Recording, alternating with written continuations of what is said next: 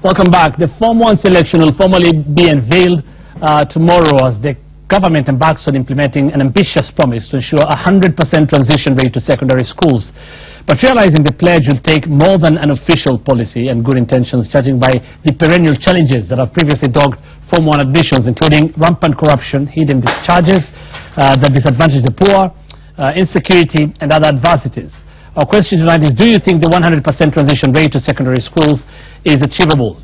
You can be part of the conversation by texting us on 22422 and on Twitter using the hashtag SundayLive. In studio now I'm joined by Amos Kaburu, who is a Senior Programs Officer at Traweza. Thank you so much for making time for us tonight. I'll take a look at a few figures very quickly of KCPE 2017. Let's take a look at how the students or the pupils scored. Do we have that? Okay, we'll come back to that later. But the process begins tomorrow. Fred Matiang'i, if I can quote him, when releasing the KCPE results, said all the 1 million plus children should prepare to be admitted to any of the school categories available in the country, meaning that no parent should worry about their children remaining at home for lack of a Form 1 place. Is this achievable, according to you? Thanks for saying. Definitely, this is unachievable. Too ambitious, loss of promises, but the details clearly indicate that this is a dream that is far from reality. Why would you say that? It's because the circular that was released on the 19th of October still leaves parents with lots of responsibilities.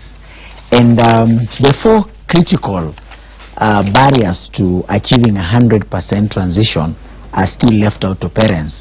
And that has got everything to do with uniforms, boarding facilities where appropriate, lunch, and the perennial challenge around infrastructure. So if you leave parents with this responsibility, that means that on the bare minimum, you're leaving parents with a responsibility of not less than 20,000 Kenya shillings. And if you're talking about the population of Kenyans who are poor, this is definitely unachievable. Because the challenges around transition have got, it's not just about the tuition fee, but other costs of education, as if you put it in your intro, what we are calling the hidden charges. And in some cases, even parents are charged up to 10,000 for infrastructure. Lunch, even for day scholars, is costing more than 10,000. Uniform, if you're taking any child for a boarding school, transport and all these kind of things, is not going to take you less than 25,000. So you're saying that for a child to be admitted in a boarding school, this child on top of what are called the category A schools, which they are supposed to pay an additional 53,000, then you're talking about an additional close to 50,000. So therefore, unless you do something radical, you cannot achieve a 100% transition. But here you're talking about people generally who are coming from a poor background. Yes, yes. And that is the sole reason why you think this is not achievable? It is also not just that, because we've realized that if you look at the statistics as they clearly indicate, you need to relate the number of children who enter class 1, the number of children who finish class 8, the number of children who enter Form 1, and the number of children who enter Form 4. Now on average, we've got 1 million children who enter class 1, and on an average only 500,000 end up finishing Form 4. So there are equally other factors around it that make it extremely impossible for children to be able to achieve what we want. Second, even as we talk about placement of children, it's not all the children who end up getting the positions as they are. In fact, if you are today, you are to poll and ask Kenyans, how many children were called to specific schools and ended up going to those schools? Because I was going to say, by allocating schools schools to these pupils, we are not to take it that each pupil or student will go to that school ultimately. Exactly, because what we know is that there is the formal selection process which will be done tomorrow. But I can assure you that Kenyans are lining up to specific schools with an intention to get particular schools. And it's not lost out that certain schools are even equally selling out positions that somebody particularly wants.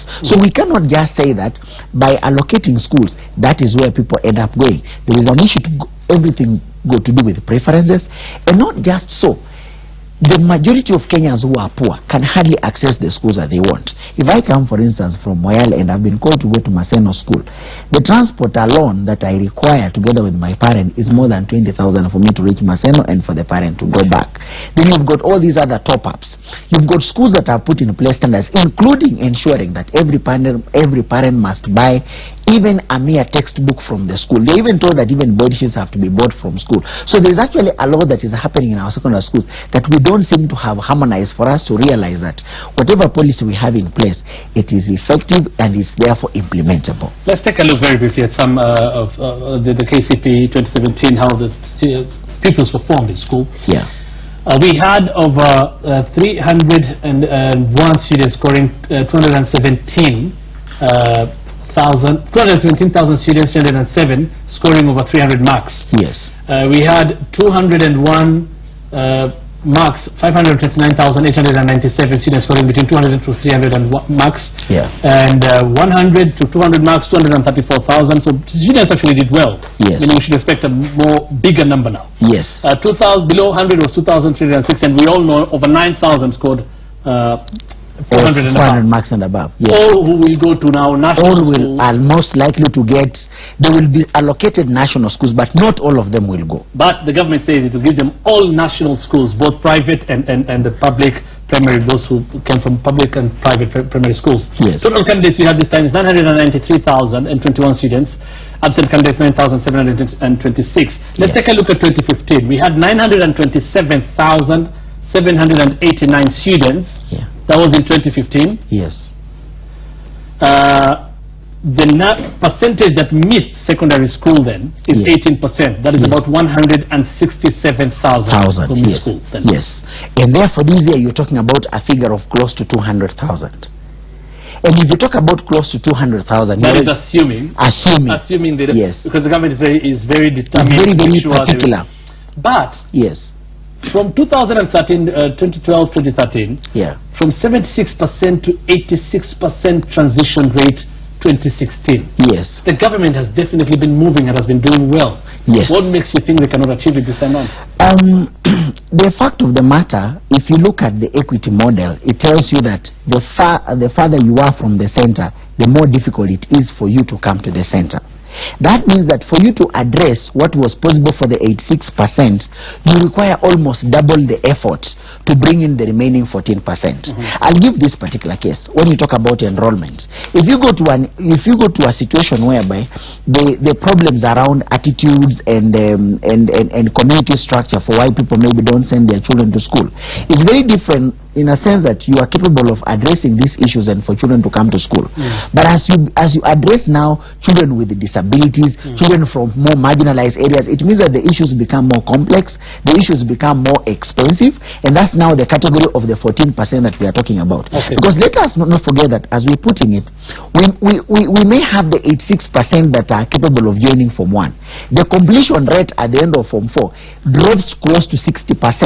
So you're saying that even as these ones get admitted into Form 1, there are those who only finish there one term. There are others who end up finishing there only 1 year. So that only those who finish and therefore even get meaningful grades are less than 40%. So we still have got a bigger crisis. Because here what we are doing is that we are only measuring those who finish class 8 and therefore move to Form 1. But the issues are a little bit deeper and a little bit bigger than we see them, that you are just giving them opportunities to enter there.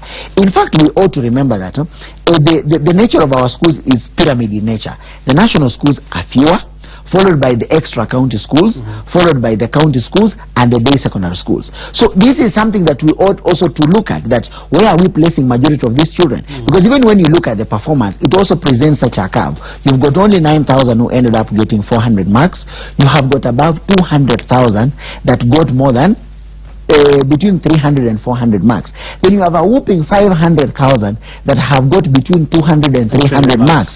Then you have another 200,000, actually 247 that have got less than 200 marks. So you therefore have to agree, are you going to put all these children together or you're not going to put all of them together? These are serious systemic issues that the system must be prepared to address. All right, thank you so mumuch. That is Amos Kaburu, Senior Programs Officer to our weather. We'll see what happens tomorrow. Of course, the government says when they were releasing the KCP results, saying it's unique because it was very early this time around. The results were released. They also said the other unique thing is that all these people will have Form 1 places. Will be placed. If they take up the position, that is something else. That's something else. Okay. True. But we'll see what happens tomorrow when this Form 1 selection exercise will be formally unveiled. starting with national schools. We are asking you tonight, do you think the 100% transition rate to secondary schools, as promised by the government, is achievable? Talk to us. The hashtag is on Twitter, it's Sunday Live, and text us on 22422. We're back after this break.